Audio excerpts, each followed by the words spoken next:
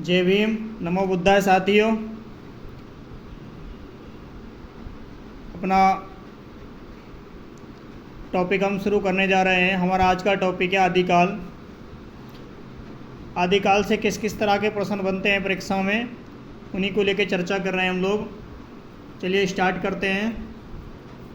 तो पहला प्रश्न बनता है हमारा, सहजयान के प्रवर्तक। सहजयान बौद्ध धर्म के एक सहजान अथवा प्रज्ञान नामक शाखा रही है, जिसमें से 84 सिद्धांतों को में प्रथम सिद्ध कवि सरहप्पा मिलते हैं देखने को, और यह 8वीं शताब्दी के सहजयान के प्रवर्तक भी कहे जाते हैं। और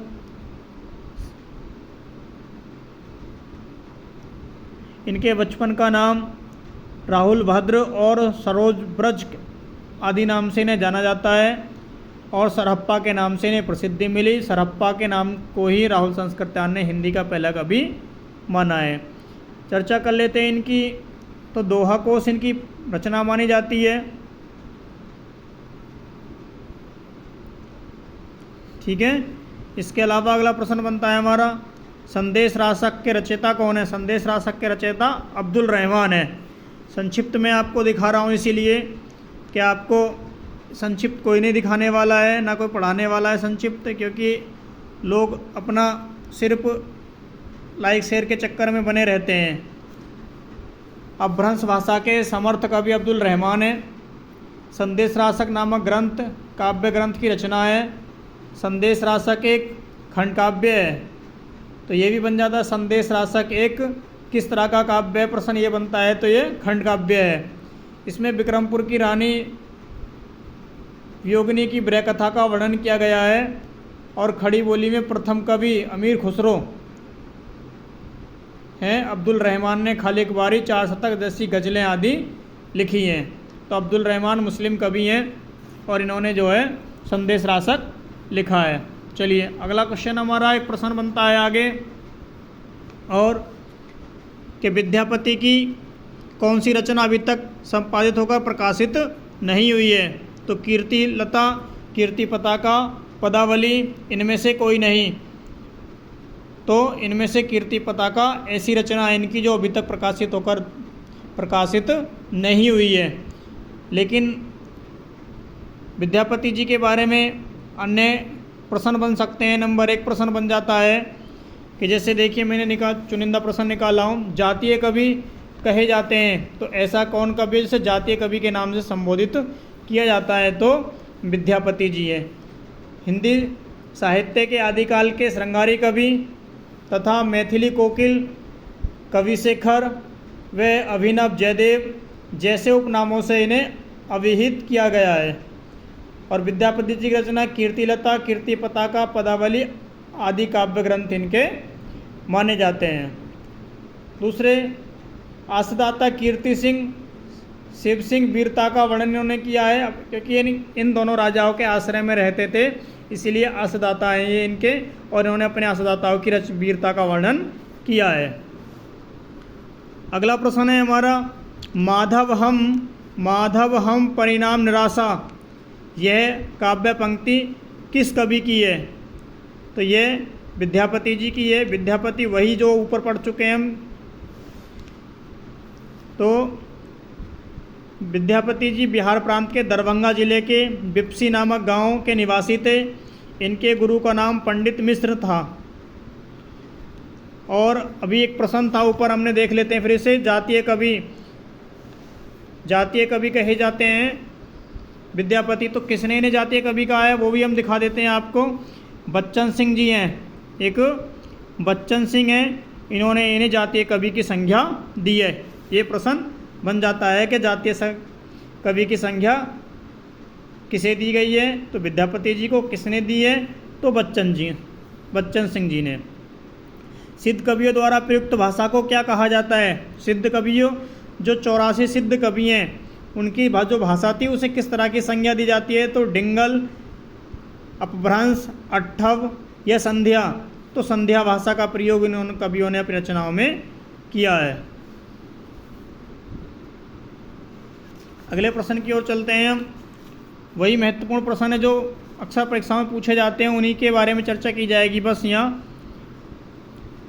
निम्नलिखित में से किस रासो काव्य का मूल वर्णीय विषय वीर रस न होकर श्रृंगार रस है? तो इसका कहने का मतलब है साथियों कि ऐसा कौन सा रासो ग्रंथ है या रासो काव्य है जिसकी मूल विषय वीर रस न होकर श्रृंगार रस है। क्योंकि आदिकाल में जो भी रचनाएं लिखी गई ज़्यादातर उनका जो रस है वो वीर रस है, क्योंकि वीरताओं का वर्णन किया गया। लेकिन ऐसी रचनाओं में जैसे खुमार रासों में वीरता का वर्णन है, पृथ्वीराज रासों में वर्णन है, परमाल रासों में वर्णन है, लेकिन बीसलदेव रासो एक ऐसी रचना है जो नरपति नाल्य द्वारा कृत है। नरपति नाल्य जी ने इसकी रचना की है और इसमें मुक्तक काव्य का वर्णन, गेय काव्य का वर्णन किया गया है और इसके श्रृंगारिक रचना है, इसीलिए इसको जो है श्रृंगार रस की चरम सीमा प्राप्त है। अगला प्रश्न बनता है हमारा, आलाखंड का दूसरा नाम बताइए। आलाखंड में को परमाल रासों के नाम से जानते हैं, इसके रचयिता जो हैं वो जगनिक है। तो प्रश्न ये बन जाता है आलाखंड का दूसरा नाम बताइए, तो परमाल रासों का दूसरा नाम बताइए तो आलाखंड। तो इसके रचनाकार हैं परमाल रासो। और इसके अलावा अगर बात करते हैं, अगला प्रश्न यहाँ से एक बन जाता है कि आलाखंड में किसकी वीरता का वर्णन है? तो आलाखंड में आल्हा और उदल नामक दो सरदारों की वीरता का वर्णन किया गया है। अगला प्रश्न है हमारा, खड़ी बोली में सर्वप्रथम रचना करने वाले कवि का नाम बताइए। जो खड़ी बोली में सबसे पहले रचनाएं की तो अमीर खुसरो हैं। कौन है? अमीर खुसरो। तो इनके बारे में चर्चा करते हैं कि अमीर खुसरो को तोता ए हिंद के नाम से जाना जाता है। क्या नाम जाता? तोता ए हिंद। और इनका जन्म उत्तर प्रदेश के एटा ज़िले के पटियाली नामक गांव में हुआ था। इनका असली नाम अब्दुल हसन था, अब्दुल हसन। इनकी प्रमुख रचनाओं में खलिकवारी, दो सुखने, गज़ल, हालात ए कन्हैया, नजरान ए हिंदी। तो इनकी ये दो प्रसिद्ध रचना मानी जाती हैं, हालात ए कन्हैया और नजरान ए हिंदी। तो ये ध्यान रखें।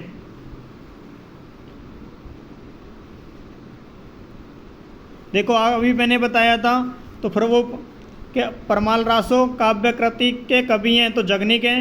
अभी हम पहले पढ़ चुके हैं आलाखंड में प्रसिद्ध रासो काव्य परमाल रासो है और इसमें आसदाता जयचंद शासक परमादिदेव के दो वीर आल्हा उदल की वीरता का वर्णन किया गया है। अगला प्रश्न है हमारा, आदिकाल में किन ग्रंथों की प्रधानता रही है? तो आदिकाल में कौन से ग्रंथों की प्रधानता रही है? वीर ग्रंथ, साखी, सूफी, रासो। तो आदिकाल हमारा रासो ग्रंथों की प्रधानता के लिए जाना जाता है। अगला प्रश्न है हमारा,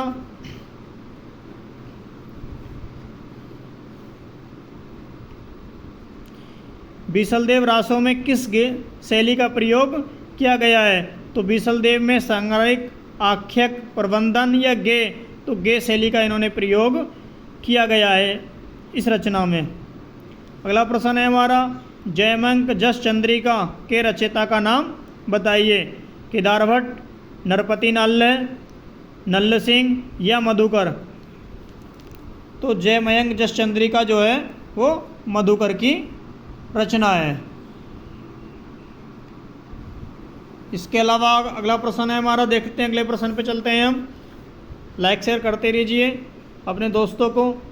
निम्नलिखित में से कौन सा कवि अभिनव जयदेव की उपाधि से विभूषित किया गया है? तो पीछे मैंने बताया था कि अभिनव जयदेव जो है विद्यापति जी को कहा, तो विद्यापति को विद्यापति कोकिल के नाम से जाना जाता है और उसके विद्यापति कोकिल के नाम से जाता है, कवि शेखर के नाम से जाना जाता है, अभिनव जयदेव की उपाधि के नाम से जाना जाता है और इन्हें श्रृंगारी कवि भी कहा जाता है। बहुत इंपॉर्टेंट प्रश्न है, स्टार लगा लीजिए, अच्छा प्रश्न है, कई सारे प्रश्न बन रहे हैं। और इसके अलावा इन्हें कवि कंठहार भी कहा जाता है, कवि रतन भी कहा जाता है, मैथिल कोकिल तो कहा ही जाता है। तो ऐसी उपाधियों के नाम से भी जाने जाते हैं। अगला प्रश्न है हमारा, पृथ्वीराज रासो महाकाव्य, पृथ्वीराज रासो महाकाव्य के रचयिता हैं चंद्रबरदाई। तो पृथ्वीराज रासो में पृथ्वीराज चौहान की वीरता का वर्णन किया गया है और ये चंद्रबरदाई जी ने किया है। अगला प्रश्न है हमारा, विद्यापति जी ने कुल कितने ग्रंथों की रचना की है? तो विद्यापति जी ने अपने जीवन काल में मात्र 16 ग्रंथों की रचना की है और 16 ग्रंथ लिख करके भारतीय इतिहास में हिंदी के अमर है। ये श्रृंगार काव्य है तो इनमें से कौन सा है वो पूछ रहा है। बीसलदेव रास हो, परमाल रास हो, पृथ्वीराज रास हो, जयमश जस चंद्रिका। तो ये इनमें से पूछ रहा है कि श्रृंगार काव्य, तो अभी पीछे पढ़ाया था मैंने श्रृंगार काव्य कि ऐसा कौन सा रास हो जिसकी मुख्य लक्षण या मुख्य कथा उसकी वीर रचना हो के श्रृंगारिक है, तो वो बीसलदेव रासो है। ठीक है। अगला प्रश्न है हमारा, मैथिली बोली के लोकप्रिय कवि हैं? तो मैथिली के लोकप्रिय कवि हमारे विद्यापति जी, क्योंकि विद्यापति श्रृंगारी कवि भी हैं। मैंने बताया मिथिला के राजा के दरबार में रहते थे, इसीलिए इन्हें जो है मैथिल कोकिल के नाम से भी इन्हें जाना जाता है। और मैथिली बोले तो मिथिला अयोध्या में पड़ता है इसीलिए, और मिथिला अयोध्या के पास के नज़दीक के एरिया में मैथिली भाषा का प्रयोग किया जाता है, इसीलिए इन्हें मैथिल कोकिल के नाम से जाना जाता है। अगला प्रश्न है हमारा, सरहप्पा का संबंध निम्नलिखित में से किससे रहा है? तो सरहप्पा वही सिद्ध साहित्य का, सिद्ध साहित्य बोले तो ये बौद्ध शाखा के ब्रजयान शाखा का एक शाखा है, उपशाखा है, उसी के ये प्रमुख कवि रहे हैं। और ये नाथ साहित्य में गोरखनाथ, चरपटनाथ, चौरंगीनाथ आदि कवियों का संबंध इनसे रहा है। अगला प्रश्न है हमारा, शालिभद्र सूरी की रचना का नाम बताइए। शालिभद्र सूरी की रचना का नाम बताइए। नेमिनाथ रास, सुमिति गण रास, जयमश चंद्रिका, भरतेश्वर बाहुबली रास।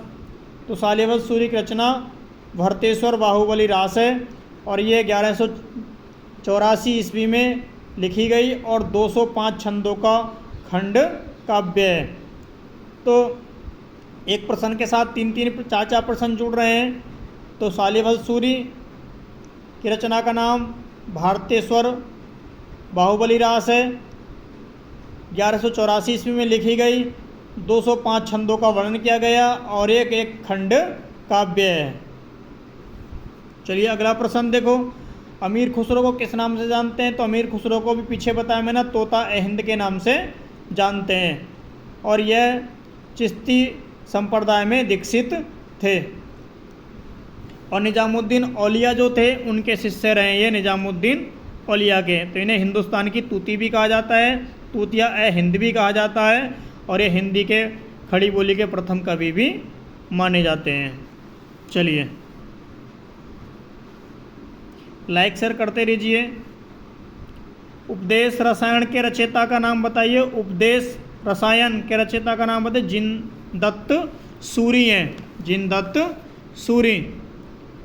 पुंसदत्त को हिंदी का भभूति कहा जाता है। प्रश्न बनता है किस कवि को हिंदी का भभूति कहा जाता है? तो पुंसदत्त को कहा, जैसे संस्कृत में भभूति हैं, भारवी हैं, राव हैं, कालिदास हैं, तो उसमें से भभूति एक कवि संस्कृत के रहे हैं। तो लेकिन हिंदी में किसे कहा जाता है? हिंदी का भभूति कहा जाता है पुंसदत्त को माना जाता है। अगला प्रश्न है हमारा, देखो उसी तरह का प्रश्न है, निम्नलिखित में से किस कवि को अपभ्रंश का वाल्मीकि कहा जाता है? तो वाल्मीकि संस्कृत में भी एक कवि हैं जिन्होंने रामायण की रचना की है, तो वहीं दूसरे वाल्मीकि हिंदी के कि अपभ्रंश का वाल्मीकि स्वयंभू को कहा जाता है। तो स्वयंभू का अपभ्रंश का वाल्मीकि और व्यास भी कहा जाता है। तो एक प्रश्न ये भी बन जाता है कि अपभ्रंश के किस कवि को व्यास की उपाधि दी गई है? तो वो स्वयंभू को है। तो वाल्मीकि और व्यास के नाम से जाना जाता है। और इससे जुड़े हुए 2-3 प्रश्न और हैं। पुंसदत्त को जो ऊपर बताया मैंने, देखो पुंसदत्त को जो है भभूति कहा जाता है। हेमचंद्र को प्राकृतक पाणिनि कहा जाता है। हेमचंद्र जी जो हैं उन्हें हिंदी का प्राकृतक का पाणिनि कहा जाता है। अगला प्रश्न है हमारा, प्रबंधन चिंतामणि के रचयिता का नाम बताइए। प्रबंधन चिंतामणि, तो दामोदर पंडित, कवि आशुक, रोड़ा कवि, मेरुतुंग कवि। तो इसमें जो है प्रबंधन चिंतामणि मेरू तुंग की। एक रचना चिंतामणि और है, वो आचार्य रामचंद्र शुक्ल की। अगर खाली आता है तो आचार्य रामचंद्र शुक्ल की चिंतामणि लिखा हुआ है, और प्रबंधन चिंतामणि आता है तो मेरू तुंग की रचना है, ये ध्यान रखें। अगला प्रश्न है हमारा, निम्नलिखित पात्रों को संबंध काव्य ग्रंथों के साथ सुमिलित कीजिए, मतलब जोड़ना है। कौन सा किसका है, कौन सा है। तो हम बात करते हैं चंदा की। चंदा किसका पात्र है, नागमती किसका पात्र है, और राजमती किसका पात्र है, और मालवणी किसका पात्र है। तो देखते हैं। तो चंदायन जो है, चंदा जो है वो चंदनक नामक रचना है, उसका इसकी रचना जायसी जी ने की है, ठीक है। और नागमती पद्मावत का पात्र है, और पद्मावत की रचना मलिक मोहम्मद जायसी जी ने की है। राजमती बिसलदेव रासो का ग्रंथ है, बिसलदेव जो ग्रंथ है उसकी ये नायिका रही है। और मालवड़ी जो है वो ढोला मारूरा दूल्हा नामक रचना है, उसकी पात्र रही है। तो इस तरह से हमारा ऑप्शन जो है वो ए सही हो जाता है। पहले का दूसरा, और दूसरे का पांचवा, और तीसरे का तीसरा, और चौथे का हमारा चौथा। जी,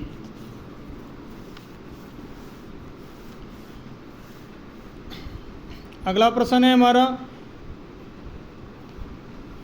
दिख रहा है साथियों नज़दीक से। कुंडली के उद्बुद्ध होने पर जो विस्फोट होता है उसे क्या कहा जाता है। कुंडलिनी के उद्बुद्ध होने पर जो विस्फोट का मतलब फटने से होता है। जब विस्फोट होता है, फटता है, तो क्या होता है, स्वर होता है। स्वर को क्या बोलते हैं, नाद बोलते हैं। जैसे शंख होता है, शंख को हम बजाते हैं तो क्या होता है, वो एक नाद होता है। और नाद को जो है, जो स्वर होता है उसे नाद की संज्ञा दी गई है। अगला प्रश्न है हमारा, पुरुष परीक्षा किस कवि की रचना है। तो पुरुष परीक्षा आप संस्कृत आदि में पहले पढ़े हुए हैं। पुरुष परीक्षा जो है वो विद्यापति की रचना है, और विद्यापति की जो रचना है ये संस्कृत भाषा में इसे लिखा गया, पुरुष परीक्षा को। अगला प्रश्न है हमारा, अगले प्रश्न की ओर चलते हैं। देखिए एक पंक्ति है ये, मोरा जोबन नवेल रा भयो है गुलाल, कैसो घर दीनी बकस मोरे माल। तो ये उक्त पंक्ति किस रचयिता की है। तो ये अमीर खुसरो की है।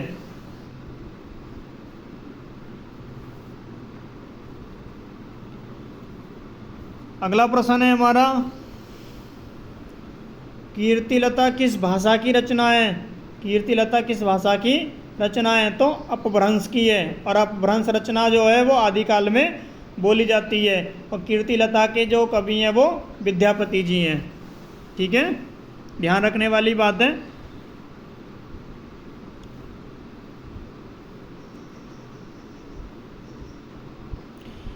आदिकाल में किस कवि ने अट्ठव भाषा में रचना की है।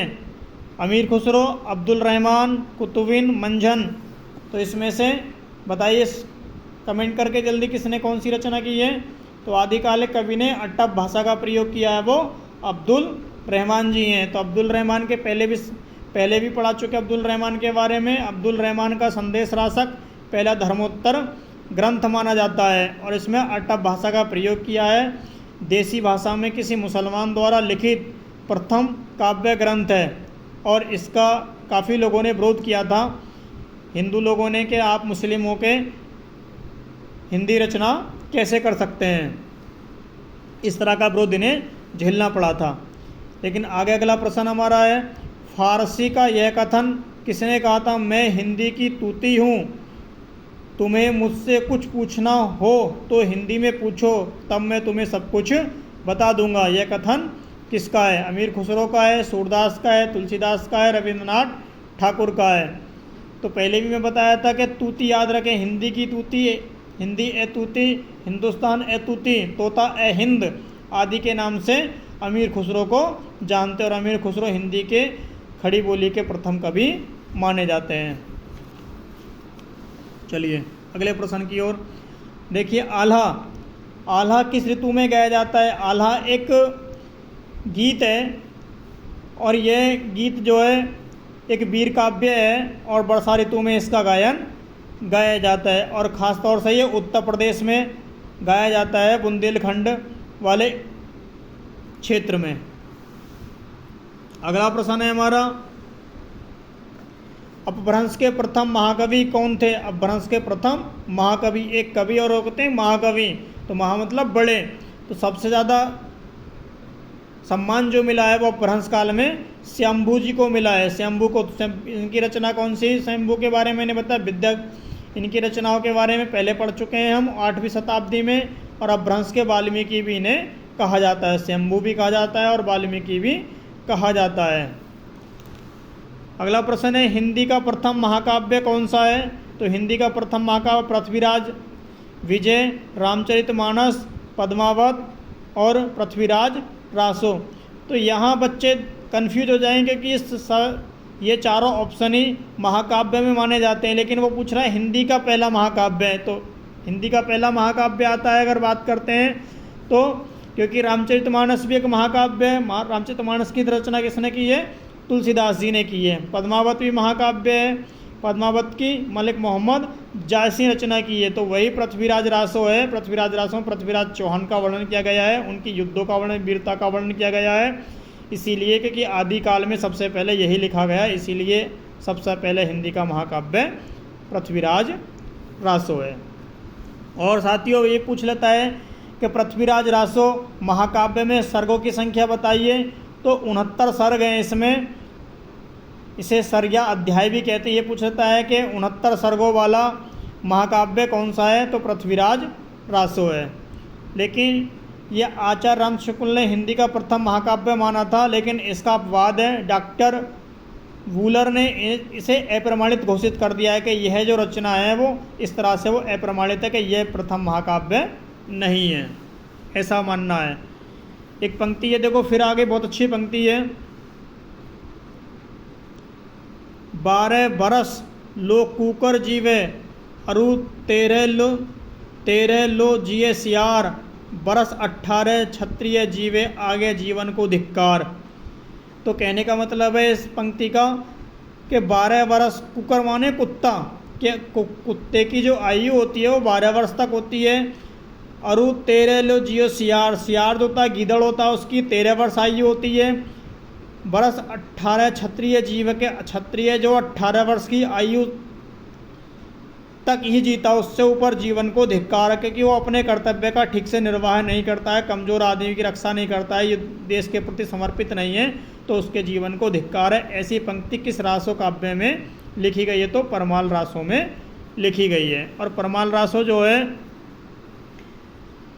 एक महाकाव्य में, इसकी आदिकाल के महाकाव्यों में इसकी गिनती की जाती है।